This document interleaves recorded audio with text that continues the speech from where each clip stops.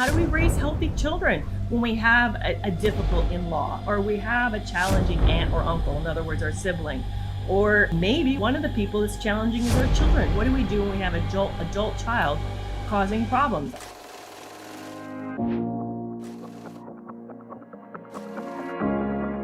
I'm Dr. Carrie McAvoy. I'm a licensed psychologist. I have over 20 years of counseling experience. I had a private practice, and I closed it in 2014 when my late husband was diagnosed with cancer.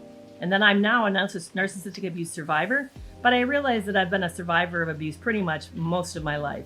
I grew up in a neglectful home, and then I ended up in a very, very toxic marriage to my second husband, who is a narcissistic sociopath. And I wrote a book, Love You More, that kind of gives you an inside look at what happens to the relationship. So I've had a lot of experience personally, but I also then have worked with a lot of people who've been in very challenging family relationships. I know that a lot of us live in homes with families that are not healthy, that we're struggling with toxic dynamics, maybe power plays. How many of you have had your parent, maybe one of your siblings, run around and tell others about what you've done? Maybe they've gone to relatives like your aunts or the other siblings to create chaos as a way to punish you, control you, and maybe even as a way to get things the way that they want. This is really a common dynamic, and it's a form of tattling. Actually, it's kind of an adult version of tattling. Gossiping is often. But a lot of us are living in families that are triangulating, gaslighting, they're denying reality. So let's talk about this today. Let's talk about what happens in these families and how we can protect ourselves and regulate this in a different way. So let's talk about, first of all, triangulation. What is triangulation? What do we mean by that? You know what? Before we even get into that, why does one person's dysfunction create a mess in the family?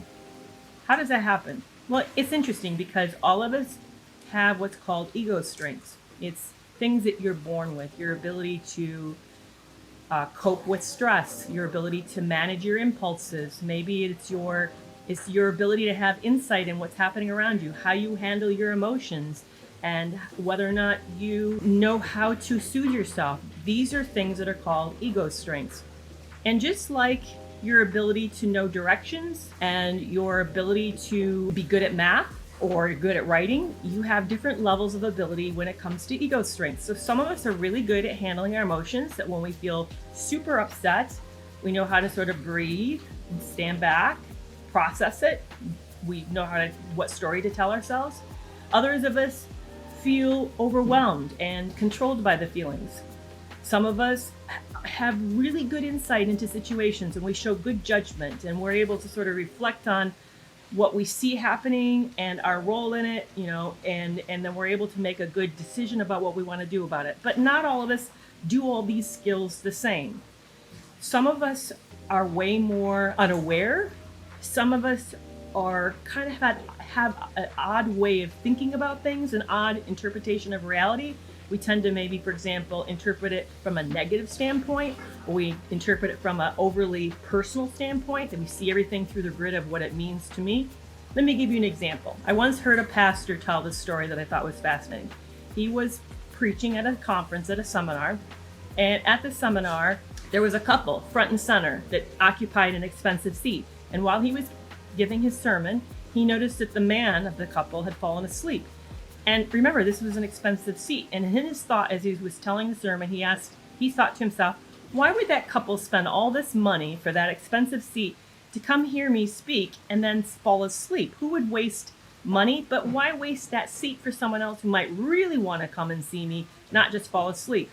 So the lecture ended, and there was a meet and greet time, and this couple came up to meet the pastor.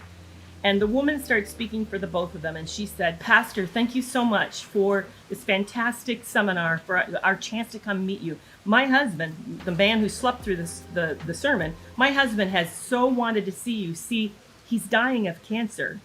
But this seminar meant so much to him that he wanted to come hear you, even though he wasn't feeling good. And that pastor thought to himself, never will I judge someone based upon what I witnessed. I have no idea what's really going on behind the scene. I have what I think is happening, and then there's what's really happening. That's a good example. So an egocentric interpretation of that situation would have been to see that couple sleeping and say, He doesn't like me. He's here and he's taken that seat and he's being cruel by occupying it. They would have done something that was kind of a very self-centric story. Somebody else might take that story and say, he was forced there by his wife. He didn't really want to be there. She made him come. That's why he came. See how we have our grid, our framework that we interpret the world. Some of us call it a narrative. We have a narrative that we interpret the world. And then we use this as a way to explain other people's behaviors. But we don't actually know why anyone does anything. They may laugh at you may see someone laugh and think they're laughing at you, but they may be maybe they're laughing at a joke that they thought of yesterday and suddenly it made sense to them. Or maybe you don't know that they have headphones on and they're laughing to something that somebody else is saying. So how this relates to ego strengths is people who are more functionally struggling, tend to overinterpret things from a very personal standpoint. They tend to see everything from the grid of their needs, and then they tend to interpret everything through the grid of their vulnerabilities. So when you get into a relationship, so how does this relate to the family? So when you get into a relationship, that person, the neediness of that person, if others are very invested in the relationship's going well, they will then capitulate to that individual, and that individual will gain power in that organization, in that system, that structure. So say you've got a very vulnerable person who's very powerful, then they're pretty much going to set the tone for the family. They're going to determine what topics are okay, what emotions get expressed, whose needs get met and when. They're going to determine even maybe the schedule of the life for that family. They may even get to define the roles other people occupy in this family, but they're going to start to then warp the dynamics around their particular vulnerabilities. Because here's the thing, one of the sad rules in relationship is the person who's the least invested in the relationship has the most power. And generally, toxic people tend to be brittle enough, rigid enough, that they're sort of like, you take it or leave it. If you don't like the way things are, then get out. They're often faster to reject, and they often even use rejection and abandonment as a form of a weapon in order to threaten those to stay, maybe who don't want to stay. So here you are in a family with someone who's toxic, and they're changing the dynamics. They're setting the rules for the family. And as a result, then the whole family becomes ill around them. So what do you do when you don't have power and the power is being held by someone who's not very well? Well, you start to do things that are not good, like gossiping as a way to vent and get validation for your feelings. You start to run to other people for them to then advocate for you. That's triangulation.